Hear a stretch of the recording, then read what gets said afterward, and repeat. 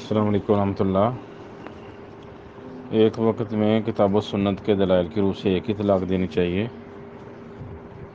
اگر کوئی ایک ساتھ 3 طلاقیں دیتا ہے یا ایک ساتھ 2 طلاقیں دیتا ہے تو یہ کتاب اللہ کے ساتھ استہزاء کرتا ہے، ایک ٹھٹھا کرتا ہے، شرعی احکام کے ساتھ ایک کھلا کھلواڑ ہے۔ اس لیے ایسی سوچ فکر اور ایسے طریقے سے گریز کرنا چاہیے۔ طلاق کے طریقہ کار میں اللہ تبارک و تعالیٰ نے سورہ طلاق میں ہی ہمیں جو تعلیم دی ہے وہ ایک طلاق ہے، اور ایک طلاق کے بعد اس کی عدت کو شمار کرنا ہے۔ عدت کے اخیر میں آ کے اگر کسی نے رجوع کرنا رجوع کر لے، اس کو چھوڑنا چھوڑ دے، ایک ہی طلاق سے میاں بیوی میں علیحدگی ہو جاتی ہے۔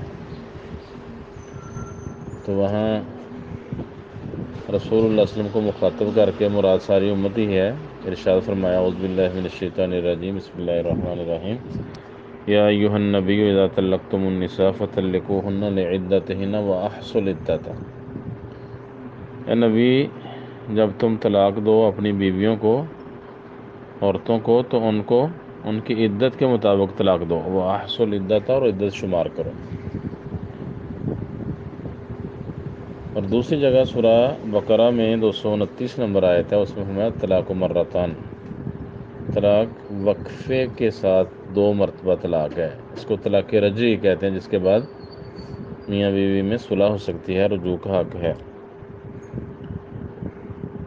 فَإِمْسَاكٌ بِمَعْرُوفٍ أَوْ تَسْرِيحٌ بِإِحْسَانٍ، اچھے طریقے سے روکنا ہے یا احسان کے ساتھ اس کو چھوڑ دینا ہے۔ رسول اللہ صلی اللہ علیہ وسلم کے دور میں بھی ایسا ہی طریقہ تھا کہ 3 طلاق کو ایک شمار کیا جاتا تھا۔ صحیح مسلم میں عبداللہ بن عباس اس کے راوی ہیں، 1472 نمبر روایت ہے، بیان کرتے ہیں کانت طلاق علی عہد رسول اللہ صلی اللہ علیہ وسلم و ابی بکر و سنتین من خلافت عمر طلاق الثلاث واحدۃ۔ رسول اللہ صلی اللہ علیہ وسلم کے زمانے میں ابو بکر کی خلافت میں اور عمر رضی اللہ تعالیٰ عنہ کی خلافت کے ابتدائی 2 سالوں میں 3 طلاقیں ایک ہوتی تھی، ان کو ایک شمار کیا جاتا تھا۔ عمر کے دور میں، عمر رضی اللہ تعالیٰ عنہ کے دور میں لوگوں نے اس میں جلد بازی کا مظاہرہ کیا، 3 طلاقیں جو ہیں وہ ایک ہی وقت میں دے دیتے تھے۔ تو عمر رضی اللہ بطور سرزنش یا سزا کہا اگر ہم ان کو 3 ہی نافذ کر دیں تو انہوں نے 3 نافذ کر دی تھی۔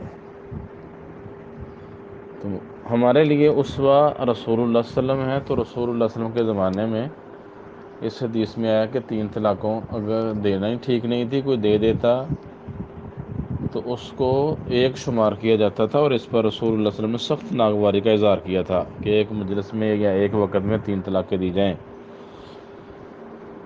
روایت ہے سنن نسائی میں 3430، اور سند اس کی صحیح ہے۔ اس میں محمود بن لبید رضی اللہ تعالیٰ عنہ بیان کرتے ہیں کہ رسول اللہ صلی اللہ علیہ وسلم کو بتایا گیا ایک آدمی کے بارے میں جس نے اپنی بیوی کو اکٹھی 3 طلاقیں دے دیں۔ فقام غضبانہ، تو آپ سخت غصے میں کھڑے ہو گئے، پھر فرمایا ایولعب بکتاب اللہ وانا بین اظہرکم، میری موجودگی میں کتاب اللہ کے ساتھ کھیلا جا رہا ہے، اس کو تماشا بنایا جا رہا ہے۔ یہ سخت نفرت کے الفاظ تھے اور سخت مذمت کے الفاظ، حتیٰ کہ ایک آدمی کھڑا ہوا، کہا اللہ کے رسول میں اسے قتل نہ کر دوں، اتنا بڑا جرم سمجھا گیا اس کو۔ تو ہمارے ہاں ایک مسلک کے لوگ ہیں جو بڑے شوق سے 3 طلاقوں کو تین ہی شمار کرتے ہیں، فتوے جاری ہوتے ہیں جی 3 ہو گئے، اس کے بعد اس سے بھی بڑا جرم اور جسارت کی جاتی ہے کہ آگے حلالہ کا آپشن کھلا چھوڑ دیا جاتا ہے، اور اس سے پھر گھر بساتے ہیں، پہلے برباد کرتے ہیں، اس کے بعد ایک ناجائز طریقے سے گھر بساتے ہیں۔ یہ دونوں ہی شریعت کے ساتھ کھیل اور تماشا ہے، اور شریعت کے ساتھ کھلا کھلواڑ ہے، اس سے گریز کرنا چاہیے۔ کبیرہ گناہوں میں آئے گا، بلکہ یہ انتہائی جو ناپسندیدہ جرائم ہیں یا بڑے گناہ ہیں ان میں شمار ہوگا، کیونکہ اللہ کے رسول نے اس کو کتاب اللہ کے ساتھ ایک کھیل اور تماشا قرار دیا ہے۔ تو اس لیے اللہ تعالیٰ سے ڈرنا چاہیے۔ اگر کسی کو مجبوری میں طلاق دینا ہی پڑے تو وہ ایک طلاق دے، اس کے بعد اس عدت کو جو ہے عورت کی پوری ہونے دے۔ اگر اس نے اس کو بسانا ہے صلح کر لے، نہیں تو اس کو چھوڑ دے۔ نکاح ختم ہو گیا، اب وہ آگے نکاح کرے، یہ جہاں مرضی کرے، مسئلے ختم ہو جاتا ہے۔ السلام علیکم۔